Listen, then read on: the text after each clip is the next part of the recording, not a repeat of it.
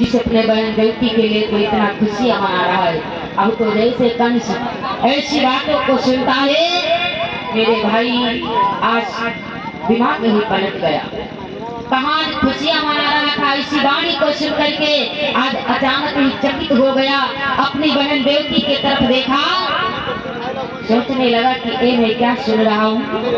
मैं तो अपने बहन को ससुराल को भेजने के लिए जा रहा था, लेकिन जब उसी का पुत्र मेरा काल है तो आज मैं इसको जीवित नहीं छोड़ूंगा।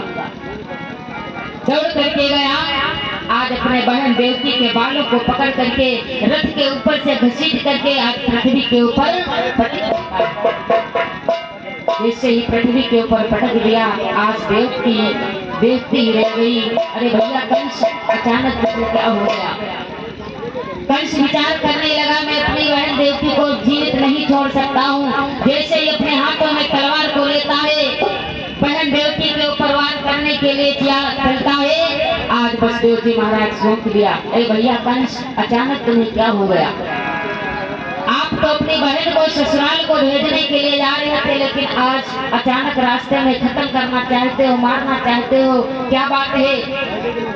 कंस कहने लगा कि मेरी बहन नहीं है, ये मेरी दुश्मन है, मेरी काल है, इसके ही पुत्र के द्वारा मेरी मृत्यु होगी, इसलिए मैं इसको जीवित नहीं छोड़ सकता।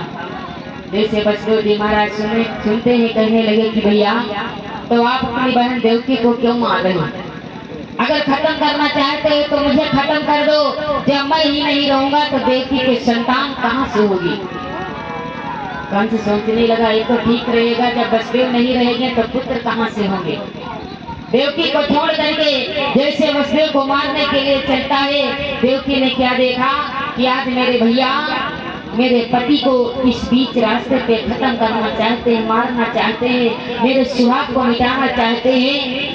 दोनों हाथों को जोड़ करके चरणों में गिर पड़ी कि भैया ये आप क्या कर रहे हो। अगर आज आप मेरे सुहाग को उजाड़ दोगे, अभी मैं अपने ससुराल तक नहीं पहुंची हूँ, तो अगर ये दुनिया वाले देखेंगे तो क्या कहेंगे। इसलिए भैया मेरे आंखों के सामने मेरे सुहाग को मत उजाड़ो, मुझे विधवा मत बनाओ, मेरे पति को मत मारो।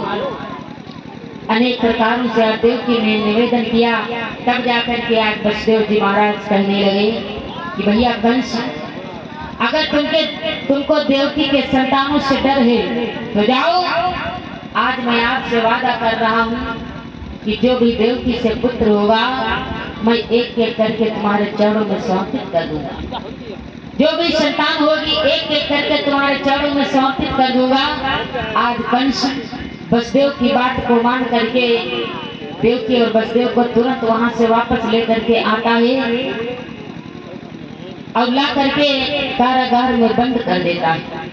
देवकी ने विचार किया कि वारे भगवान मेरी किस्मत, कहाँ मैं सज धज करके अपने ससुराल को जा रही थी, लेकिन आज इस कारागार के अंदर कैद हूँ। कैसी किस्मत है। देवकी और बसदेव उस कारागार के अंदर कैद है। धीरे धीरे समय आगे व्यतीत हुआ। आज वही देवकी के अंदर जिस समय प्रथम पुत्र का जन्म होता है, जब आज प्रथम पुत्र का जन्म हुआ, बसदेव को ध्यान आया कि मुझको इस बालक को ले जाना होगा महाराज कंस के वहां, क्योंकि मैंने वादा किया है इस बालक को मुझे ले जाना होगा। आज अपने सच्चाई के बल के ऊपर अपने वादे के हिसाब से उस बालक को लेकर के बसदेव जी महाराज आज कंस के दरबार में पहुंचते हैं। कंस अपने दरबार में बैठा है, जैसे देखा कि बसदेव जी आ रहे हैं और उनकी गोदी में एक बालक है।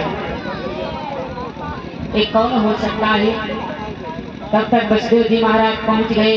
भैया कंस जो मैंने आपसे वादा किया था, अपने वादे के हिसाब से मेरे अंदर प्रथम संतान का जन्म हुआ है, इसको मैं लेकर के आपके पास आया हूँ।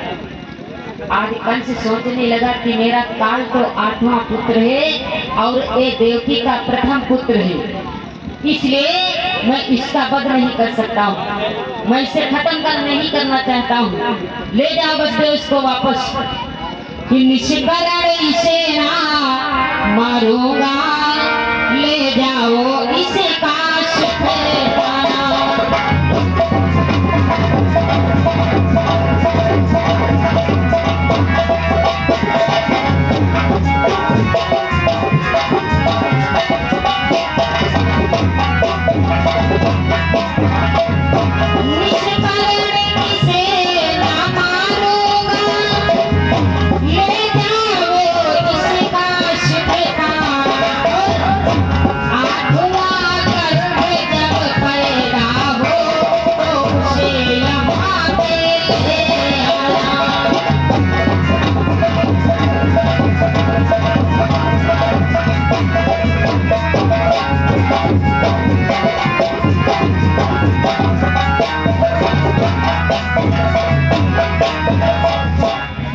वसुदेव इस बालक को ले जाओ और अपने जीवन में इसका सुख प्राप्त करना, लेकिन जब तुम्हारे अंदर 8वें पुत्र का जन्म हो जाए तो उसको लेकर के मेरे पास चले आना।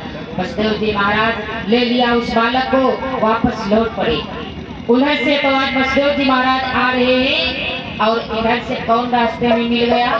देवर्षि नारद। देवर्षि नारद रास्ते में मिल गए। मेरे भाई बताया गया है नारद जहाँ पर पहुँचते हैं वहाँ सब रद्द ही कर देते हैं। नारद का केवल इतना ही नियम है,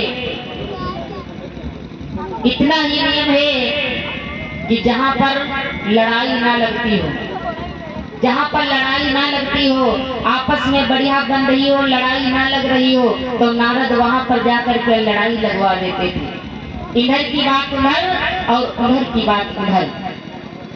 नारद आज मिल गए, देखा कि वसुदेव जी महाराज बालक को ले वापस आ रहे हैं। पहुंच गए महाराज कंस के दरबार में। ए महाराज कंस, आपने वसुदेव के बालक को वापस क्यों छोड़ दिया? कंस कहने लगा कि नारद मेरा काल तो 8वां पुत्र है, देवकी का प्रथम पुत्र था, इसलिए मैंने उसका वध नहीं किया है, वापस छोड़ दिया। देवर्षि नारद मुस्कुराए, तुरंत ही झोली से अपने कमल का फूल निकालते हैं। जैसे ही कमल का फूल निकाला महाराज कंस को दिया कि महाराज कंस, ये जो कमल का फूल है इसकी आप एक तरफ से पकड़िया गिनिए, कौन पहली होती है और कौन आखिरी होती है। कंस ने आज अपने हाथों में उस फूल को लिया, गिनना प्रारंभ कर दिया। इधर से गिनता है तो वही आठवीं होती है और उधर से गिनता है तो वही पहली होती है। मेरे भाई नारद ने जाकर के आग लगा दी महाराज कंस से, लड़ाई लगवा दी। आज कंस का दिमाग बिगड़ गया, तुरंत ही आदेश दिया कि जाओ, जिस बालक को वसुदेव लेकर के गए हैं उसको वापस लाया जाए। खबर पहुंची, वसुदेव जी महाराज आज फिर से उसी बालक को लेकर के पहुंच जाते हैं। अरे महाराज, तब भी ये बालक आपके चरणों में हाजिर था और आज भी ये बालक आपके चरणों में हाजिर है। कंस ने क्या किया? उस छोटे से मांस के लोथड़े को ले लिया, छोटे से बालक को, पत्थर की शिला पड़ी हुई है, आज उसी पे खटक करके उस बालक का वध आज कंस ने कर दिया। जिस समय देवकी के आज प्रथम पुत्र का वध किया, मेरे भाई बताया गया है कि एक नहीं बल्कि देवकी के 6 बालकों का वध कंस ने किया है। एक नहीं 6 बालकों का वध कंस ने किया है। जब